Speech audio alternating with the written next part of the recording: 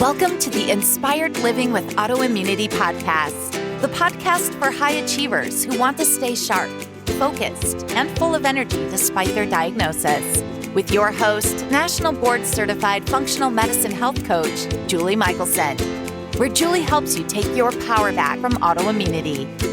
And now here's your host, Julie Michelson.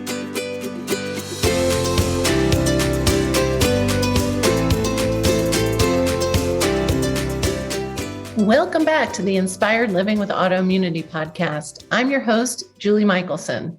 And today I'm thrilled to share my conversation with Jodi Sternoff Cohen, author of the best-selling book, Essential Oils to Boost the Brain and Heal the Body, friend, and founder of Vibrant Blue Oils. Jodi has helped over 150,000 clients heal from brain-related challenges, including anxiety, insomnia, and you guessed it, autoimmunity. We're going to explore the importance of the parasympathetic state in healing, and Jodi has the most incredible shortcut to achieving the parasympathetic pause. Jodi, welcome to the podcast. I'm so excited to have you today. Thank you. It's always fun to connect. I would love to start off by telling listeners, how just share a little bit of your story. How did you come to create Vibrant Blue Oils? Yeah, it's funny. I was always an athlete, so I thought I was healthy. And then I had my second child who was a handful, and I kept taking parenting classes, and our big cube, we used to point to our nose and be like, look at my nose. And he couldn't look at the nose. He was so ADD and so all over the place. And one day we were at a birthday party and a friend complimented me on how well behaved he happened to be that day. And then another mom passed out Ritz crackers as a snack. He took one bite, Jekyll-Hyde'd, and took off. And after I sprinted after him and brought him back, she said, that's really interesting. I'd never seen him flip from food. My brother was on Ritalin his whole life, and it turned out he was just allergic to weird foods. You should take him to a nutritionist. And I thought, that's easy enough. I've tried everything else. I'd read 17 books at that point, took him to a nutritionist, basically said he's allergic to corn, soy, and dairy, changed his diet. We changed his diet. And within 2 days, he could look at our nose. And I thought, that is insane. I was really floored by how significantly food impacted mood and behavior. So I went and got a degree in nutrition. I was trying to help other moms with busy kids. And I learned this handy technique called muscle testing because I'm in Seattle with Bastyr. And basically, it's a way of really quickly assessing if a remedy is going to work or not and what the best remedy is. And that came in handy. Oils entered my life during my own rock bottom. My then husband had to be hospitalized for depression. And once I knew he was safe and he wasn't going to die on my watch, it was finally safe for my adrenals to collapse. And they hit really hard. Basically, my kids were 5 and 7. I could barely get up from bed. I would wake up with them, make them breakfast, pack their lunch, drive them to school, come home, crawl back into bed and set the alarm for pickup. And it was so unsustainable. And at that point, I knew it was my adrenals. I knew what I should be eating. Nothing was working. It was kind of treading water. I was still able to get up with them and kind of function, but I wasn't really showing up. I was class parent. I had a job. So many things just weren't happening. Walking up the stairs felt overwhelming.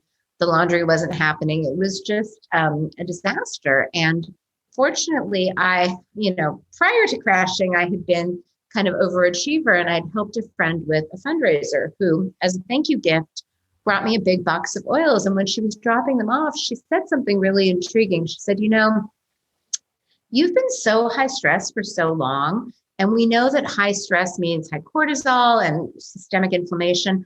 I bet your gut is toast. I bet the reason nothing you're ingesting is helping is because it's not actually getting into your system through your digestive tract. Oils, you can smell them, you can topically apply them. This could work. And that was intriguing enough that I was like, So knowing muscle testing, I muscle tested the box of oils. Will anything in here help my adrenals? Got a really powerful yes, which was really, I'm like, wow, hope. This is encouraging. And then I couldn't narrow it down beyond these 5 oils. I kept getting the same 5 oils, which was unusual because usually I was able to get 1 remedy, 2 remedies. And then I had this idea oh, wait a minute, they're liquid. maybe I can combine them. And so I took the 5 oils and tested it. I drilled down further, like 3 drops of this, 5 of this. I had never played with oils before. I put them in a shot glass, put them on my adrenals, on my low back. And within literally almost immediately, I was like, oh, wow, I could go running. I'm a lifelong runner. I was like, ooh, I didn't have the energy to walk up the stairs, but I'm going to go for a 3-mile run. Wow. I know, did the laundry, went to the supermarket, made their favorite meal. Like, it was like, oh my gosh. And I kept doing that and kept thinking like that. It's super weird, but it works. Like, why not? So I kept making up other things, because I had been practicing long enough. I kind of knew like, oh, the hypothalamus is off. Oh, this is interesting. Can smell it and gets to the brain. Like, I just kept winging it. It's almost like, you have 3 food items in your house and your kids are hungry. Like, let's create a new sandwich that maybe they'll eat, and they do. And you're like, all right, that one's on. And so then when I kind of started to feel better, my friends were all intrigued. They're like, we want to try it, and I had this whole nutritional therapy community. So everyone was kind of playing with it. And then I finally went online because I was like, I'm curious why this works. And I was super surprised, first of all, that no one was really looking at oil combinations kind of through the lens of balancing organ systems and regions of the brain.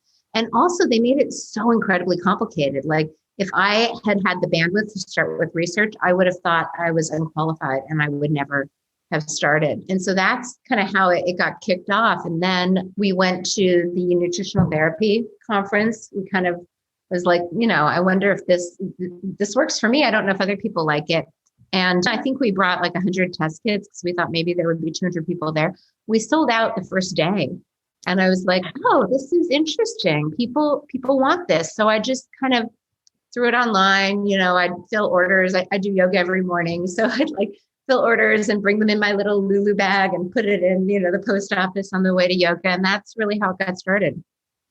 That is amazing. And there's so many serendipitous factors, starting from, realizing that what your son was eating. I mean, that's unexpected when I say, how'd you start this oil company? And we start back with, oh, my son had, such ADD, but it was food sensitivities. But what I love about it was, and I want listeners to like really see it was you being open. Right? You just stayed open. You found this one thing that kind of blew your mind. It was so simple, but yet already done all this research, and you just, that's how you got to where you are, is because you stayed curious and open. And for anybody who's not familiar with muscle testing, having that as a tool, for those of us that are familiar, it is a tool. And that's exactly, if you didn't have that tool, your story probably would be really different. And maybe it would have been a shorter exploration with oils, but it really was a way for you to literally just know, to trust yourself. And that's what I wanted to circle back for listeners. There's this combo of being open and then trusting yourself and realizing, because sometimes even when something's working, if we don't understand how or why, we don't follow the path if it doesn't make sense. And so I love that. And I know what a gift your oils are. I use them. I recommend them to my clients all the time and the people that I love in my, so I was laughing when you were talking about, and thinking of the lucky people. I know we're all really excited when you show up at a conference because you always have amazing goodies. And it's always like, oh, I can't wait to see what she's working on now. So you talked about your adrenals being tanked. Yeah. Most of my listeners can likely relate in one way or another to their adrenals being tanked. I too remember getting the kids off to school and getting back in bed until it was time to pick them up, because that was the only way I would have the energy, bookending the day to be the mom. I want to talk about, how important you mentioned, of course you weren't absorbing and digesting because you were in that sympathetic stress response state. Let's start with square one. Let's talk about what is the parasympathetic state and why do we need to achieve it? Mm-hmm. And then you have just the most amazing, I think, easy way to do it. Thank you. Yeah. So for people that don't know, your autonomic nervous system. Sounds complicated, but it really just controls your automatic functions. Autonomic, automatic. Breathing, heart rate, digestion, immune function, anti-inflammation, all the things you don't think about. And it's really designed to keep you alive. You know, it kind of perceives everything, all of the senses give it input. And it has, you know, just like your car, you can speed up, you can slow down. To kind of speed up and accelerate, there's danger. I either have to fight back or run away or play dead. That's called your sympathetic branch of your nervous system. And it's really not designed to be, you know, kind of going full throttle all the time. It's supposed to be like, wow, there's a danger, I survive it. And then I go back into what's called parasympathetic, where it's like restoration, regeneration, and healing. You know, think about you're having a party at your house. You clean everything, you make all this food, everyone comes, it kind of gets, the food's everywhere, you know, there are drink, you know, glasses everywhere. And then they all go home and you clean up the house and you repair it. It's not like you're constantly entertaining and running out of food. So that's kind of your sympathetic is supposed to be kind of short and brief sprints of survival. And then your parasympathetic is supposed to kick in and you're able to recover. Sadly, it's not just a physical stress like a tiger chasing you down the street. It can be an anticipatory stress or an emotional stress. You know, for those of us that have anxiety, that's future worry. Oh my gosh, this could happen, that could happen. So our brain doesn't know the difference between anticipatory stress and physical actual stress. So we can get stuck in what's called sympathetic overdrive. And it creates this total maladaptive stress response where you're always anxious, you're always overwhelmed. You never turn off. It might interfere with your sleeping. It might present as weight gain, as inflammation, as pain, as all of these things. So it is, and the gear shift between these two states is cranial nerve number 10, longest nerve in the body that most people have never heard of. It's the vagus nerve, which means wandering in Latin because it connects the brain to the rest of the body. Starts at the base of the head, splits, winds around both sides of the neck. If you actually feel behind your earlobe, there's kind of a divot between your earlobe and the bone, the mastoid bone. That's an important point. That's where I actually have people stimulate the vagus nerve and turn on their parasympathetic nervous system. Think of it as a gear shift. This is the gear shift, you know, and divots, you can always find acupuncture points with divots.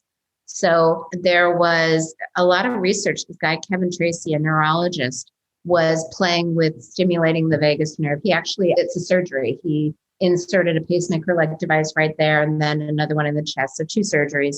You know, if the battery runs out, you have to repeat surgery. But by using an electrical charge to stimulate the vagus nerve, he was able to help with depression, with migraines, with inflammatory things, with epilepsy. And the FDA approved this technique. There are lots of ways to activate your vagus nerve. You know, Jodi Sternoff is one of my favorites. He talks about gagging yourself with a tongue depressor, gargling, splashing your face with freezing water. You know, their breathing techniques, meditation. All of these things work. It's just about compliance. Most people, if you say like, hey, want to put some ice on your face? They're like, no, not today. I'll take a hard pass.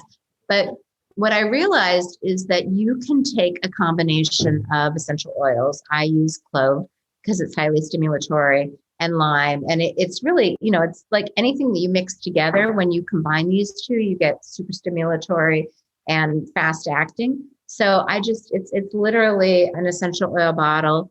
I flip it back and put it behind the earlobe. And it literally is that gear shift. Like I have anxiety all the time. I get overwhelmed and I'm able to be like, okay, I'm just going to take a beat. I'm going to pause. I'm going to pull back. I'm, you know, like my daughter makes fun of me. She's like, is that a current Jodi problem or a future Jodi problem? You know, I realize that in my mental loop or like there's nothing I can do about that today. It's either going to happen or it's not. And, you know, today I can focus on this and it's amazing. It calms me down immediately. And it is, excuse me, it is fantastic. I have used it. And as I said, I recommend it. I love you're talking about compliance because we do know there are so many things, you know, not as extreme as surgery. And thank goodness, you know, that surgery really taught us a lot, right? It gave us this idea of like, okay, how else can we do that?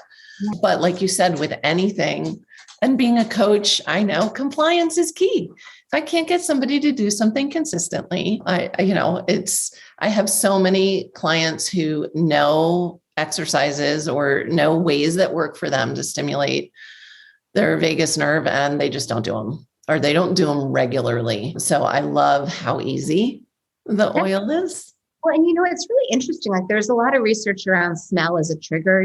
Like my grandma used to wear lavender perfume. So whenever I smell lavender, I think of her. There's that correlation. So you can almost use smell. It's almost like a Pavlovian, experience. Like the dog hears the bell ring and know there's food coming. You smell this and you're like, oh yeah, I get to relax. It trains you, and it's just a really easy way to get there. People who meditate, sometimes they have a mantra. Sometimes they have a certain setting. It's just a cue to your body, like, oh yes, I crossed the finish line. I can calm down now. Yeah. And because as you said, I just had this conversation this morning, actually. I say it all the time. You're aware, if you get in the forward thinking anxiety loop, you clearly are very aware of that. But even without that, people say to me all the time, oh, I'm not stressed.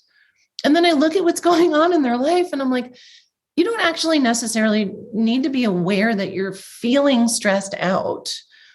I say anybody living on this earth in this moment is experiencing chronic stress. And as you mentioned, our system isn't set up for that. We're set up for acute stress. And so I was thinking of when you were talking about stressors, the other thing people often don't consider are positive stressors. The body doesn't know the difference. Something like buying a new house or moving or getting married or wonderful thing, having a baby. All of these things are wonderful. Yes. And they're also stressors and tend to overlap. Nobody has just one thing going on in this day and age. That's completely valid. And indicators that you're stressed. I mean, you can check your heart rate and kind of see, you can test heart rate variability. Are you bouncing back quickly? It's very obvious if you're having panic attacks, feeling anxious, feeling overwhelmed.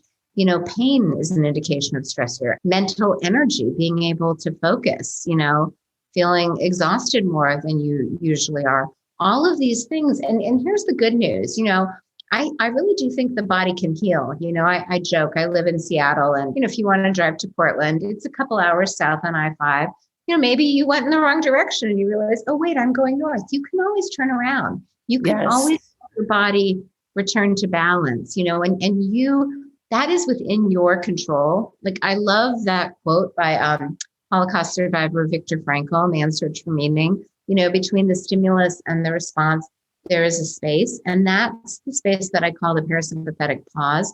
And the message I really want people to hear, I mean, there's a lot that's happening right now that feels very outside of our control. And that can really feel overwhelming, especially if one of your, coping strategies is to try to control things.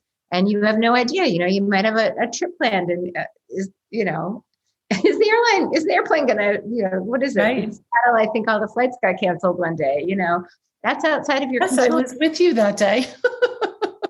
Yeah. I didn't know if I was going to get home.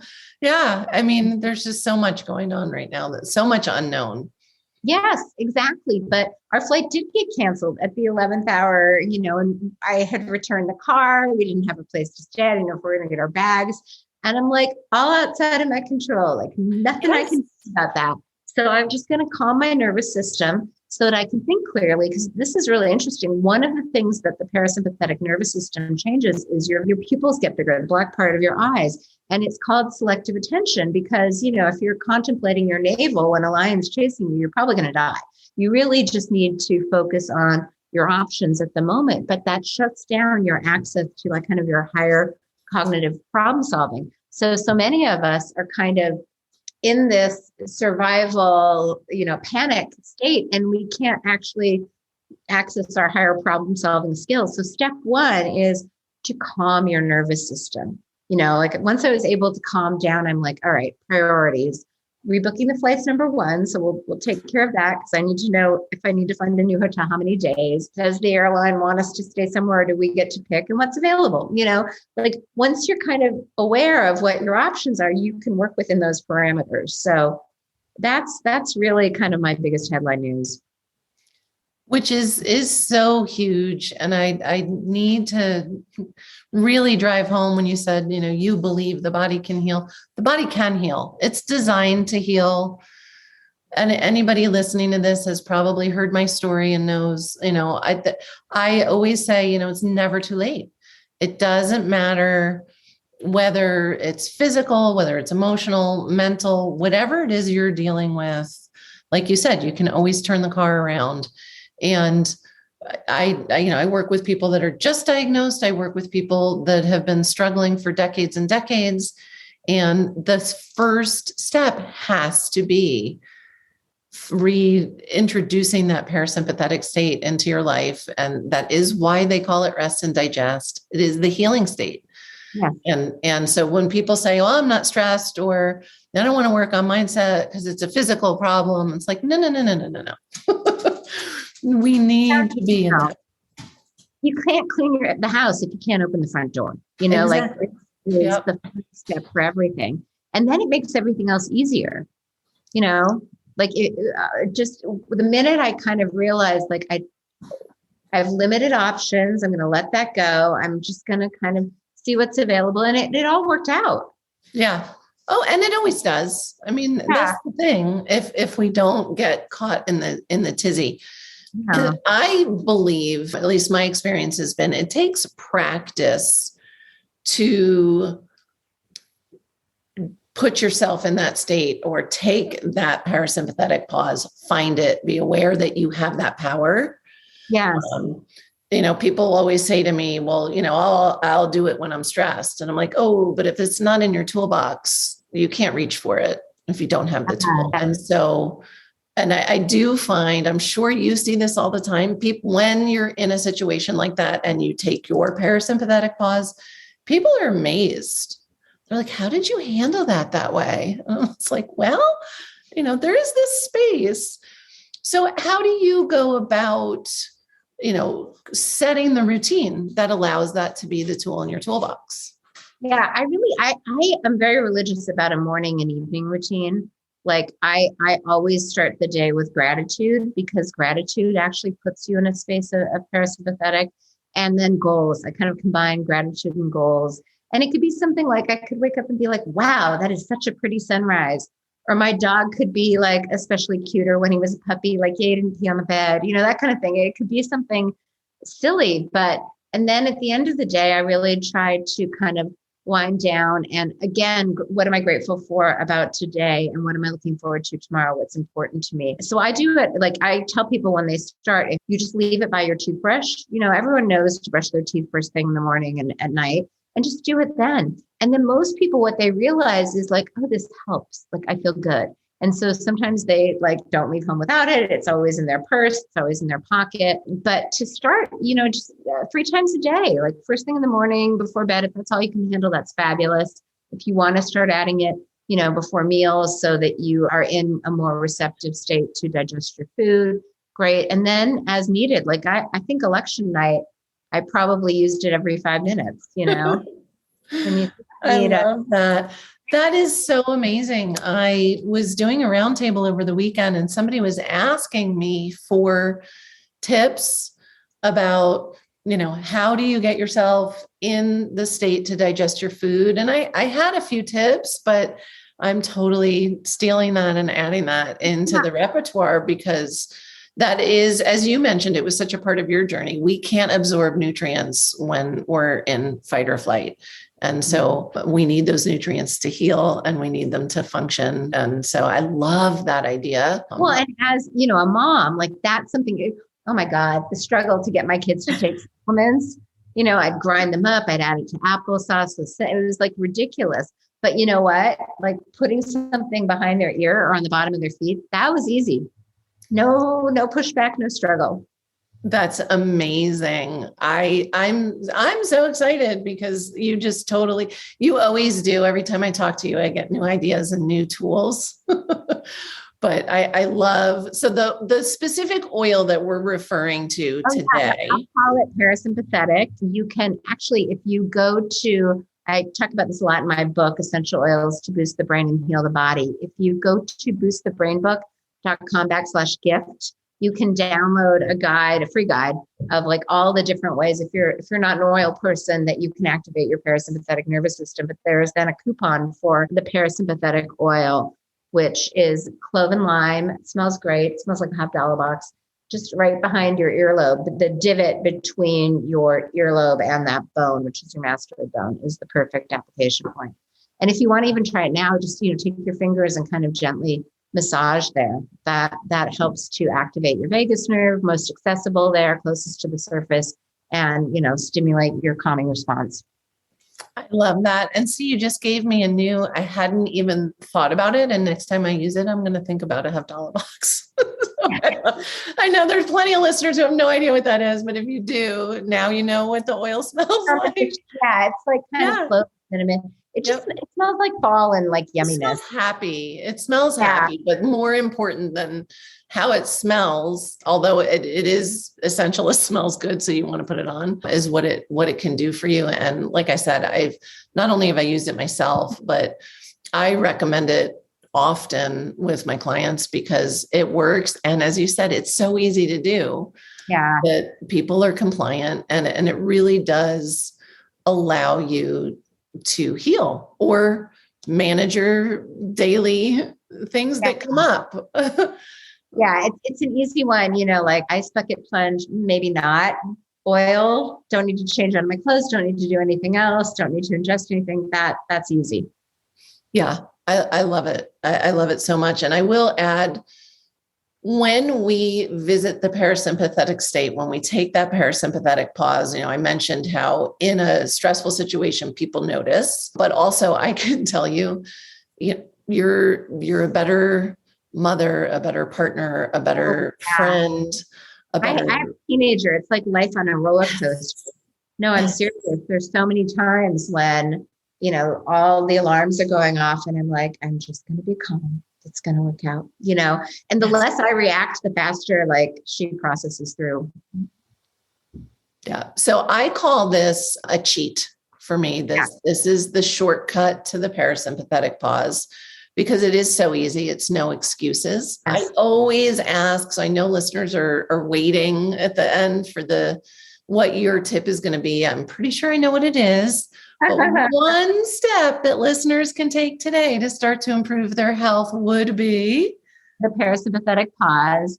I find oils the easiest, but again, I have 25 strategies, most of them free. If you go to boostthebrainbook.com/gift, you can download a guide that goes into more detail about the parasympathetic nervous system. You're like me and you like to read things and maybe highlight, and then gives you 25 strategies that you can start today. I love it. And the easiest of which is the oil. I'm telling you guys, get the oil. It's amazing. So before we wrap up, I will have links in the show notes, but where's the best place for listeners to find you if they're intrigued and they want to learn more? My website is vibrantblueoils.com. We have tons of blog posts. We go into a lot more detail. You can take some assessments and see, what the best oil might be for you, and just kind of learn more about how you can topically apply essential oils on acupuncture points to balance organ systems and regions of the brain. I love it. Jodi, thank you so much for being with us today. You shared amazing gold, and really, I cannot encourage listeners enough to focus on finding that parasympathetic pause, but really your oils, all of them, but the parasympathetic is amazing. And it really is a shortcut to healing. For everyone listening, remember you can get the show notes and transcripts by visiting inspiredliving.show. I hope you had a great time and enjoyed this episode as much as I did. I will see you next week. Thank you for listening to Julie Michelson's Inspired Living with Autoimmunity. Did you enjoy this episode? Please like, share, and subscribe wherever you listen to podcasts. If you'd like to get a transcript of this and every other episode, Just head on over to inspiredliving.show or click on the link in this episode's description. There, you can also find everything we discussed in this episode, including links and information about our guest. You can even send in your questions to be answered by Julie in a future episode. That's inspiredliving.show. Until next time, this is Julie Michelson's Inspired Living with Autoimmunity podcast, helping you take your power back.